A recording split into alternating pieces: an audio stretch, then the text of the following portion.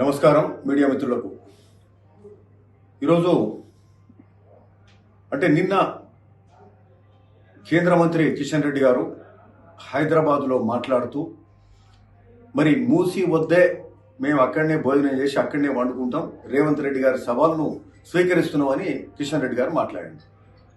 రేవంత్ రెడ్డి గారు మా ముఖ్యమంత్రి గారి సవాల్ ఏంటంటే 3 నెలలు మీరు మూసి నది పరివాహకంలో అక్కడనే ఉండండి, అక్కడ ఉండి అక్కడ ఉండగలుగుతామని మీరు చెప్తే, మీరు మంచిగా సంతోషంగా ఉన్నారని చెప్పగలిగితే మా ముఖ్యమంత్రి గారు ఏమన్నారు, సరే మీరంతా మంచిగానే ఉన్నారు కాబట్టి ప్రధాన ప్రతిపక్షాలు చెప్తున్నాయి కాబట్టి మేము మూసి ప్రక్షాళన పునరుజ్జీవ కార్యక్రమం చేయాల్సిన అవసరం లేదు అనేది నిర్ణయం తీసుకుందాము అని కూడా ముఖ్యమంత్రి రేవంత్ రెడ్డి గారు అన్నారు.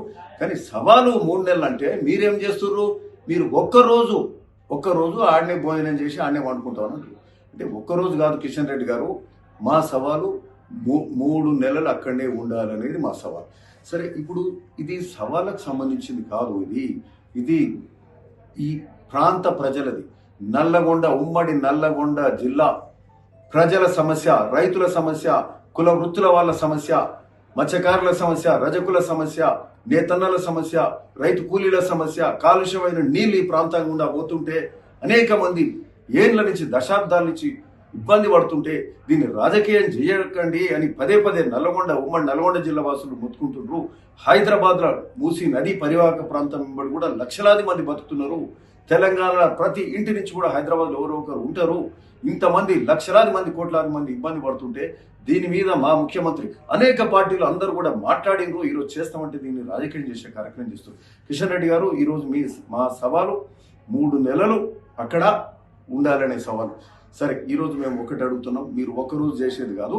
ఇంకొకటి ఏంటంటే, మీరు ఇంకొక మాట ఏం మాట్లాడుతున్నారు, మీరు ఈ మూసి ఇండ్లను కూలగొట్టి మూసి ప్రక్షాళన చేయాల్సింది అవసరం లేదు అని మీరు మాట్లాడుతున్నారు. ఇండ్లు ఊలగొట్టొద్దు అని మీరు అంటున్నారు. ఇక్కడ ఇండ్లు ఊలగొట్టే కార్యక్రమం కాదు, పునరావాసం కల్పించి ఆ తర్వాతనే మూసి పునరుజ్జీవ కార్యక్రమం చేస్తాము. మీకు ఒక్కటి అడుగుతున్నాం, సవాల్ విసురుతున్నాము మేము. కిషన్ రెడ్డి గారు, ఈరోజు ఇదే సబర్మతి దగ్గర ఈ ఒక్క ఇల్లు తీయకుండా ఆడ ప్రక్షాళన జరిగిందా? ఆడ కూడా 40,000 ఇండ్ల వరకు తీసిరు కదా, అక్కడ వేలాది ఇండ్లు అక్కడ తీసిరు కదా, తీసి వాళ్ళకు కూడా పునరావాసం కల్పించారు. మరి అక్కడ చేసినప్పుడు ఇక్కడ కూడా అదే పద్ధతిలో చేయాల్సింది కదా. ఇల్లే తీయకుండా ఎట్లా ప్రక్షాళన చేస్తుంది?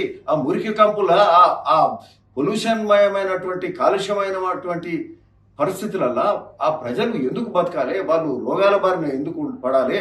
అట్లాంటి పరిస్థితి మరి ఈ ప్రాంత ప్రజలకు అవసరమా?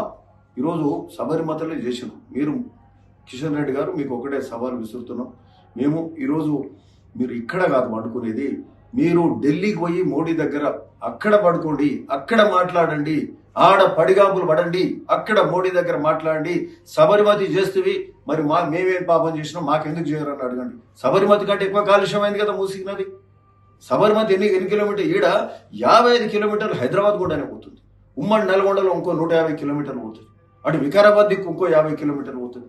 మరి ఇంత పెద్ద మూసినది మరి దీన్ని ప్రక్షాళన చేయాల్సిన అవసరం లేదా? ఇది నమామి గంగా కింద చేస్తారు కదా.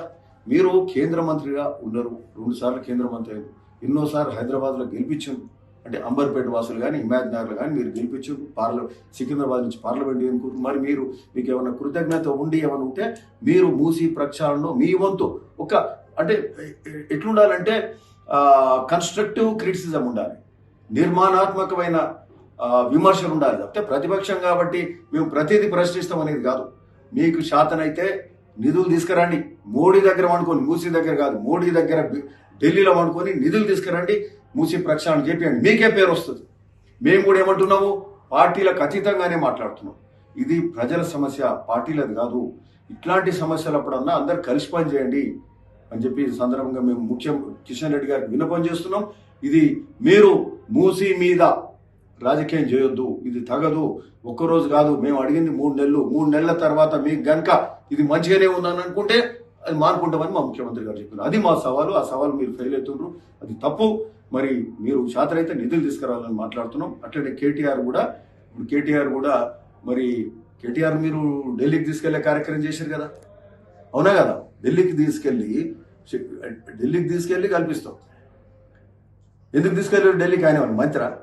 ఆయన ఏం అవసరం ఉంది? ఏమైనా అభివృద్ధి కార్యక్రమం పోయి నిధులు తీసుకొచ్చే కార్యక్రమం అంటే మీరేమో మీ దోస్తాన్ని ఇట్లనే నడుస్తుంటారు. టీఆర్ఎస్ బీజేపీ దోస్తానేమో ఇట్లనే మీ దోస్తాని ఆడ ఢిల్లీలో దోస్తాన్ని నడుస్తుంది, ఈడనేమో ఢిల్లీ మీద దోస్తి గల్లీ మీద కుస్తీ అన్నట్టు అట్లా చేస్తారు. ఇక్కడనేమో మూసీ మీద మళ్ళీ దోస్తాన్ని చేస్తారు. అంటే మూసీ ప్రక్షాళన, మూసీ పునరుజ్జీవ కార్యక్రమం చేయొద్దు. వీళ్ళకి ఎక్కడ మంచి పేరు వస్తుందో అదొక్కటే తప్పితే, ప్రతిపక్షంగా ప్రతిదీ ప్రశ్నించాలనే తప్పితే ప్రజలకు మేలయ్యే కార్యక్రమం జరుగుతుంది. ముఖ్యమంత్రి రేవంత్ రెడ్డి గారు చేస్తున్న ఆలోచన మీరు చేస్తలేరు. ఇది తప్పుడు కార్యక్రమం అని చెప్తా ఉన్నాం. రాజకీయం మానుకోండి. మీరు చేతనైతే నిధులు తీసుకొచ్చి ఈ కార్యక్రమం గొప్పగా చేసేలాగా అందరూ సహకరించాల్సిందిగా మేము కోరుతా ఉన్నాం. Thank you.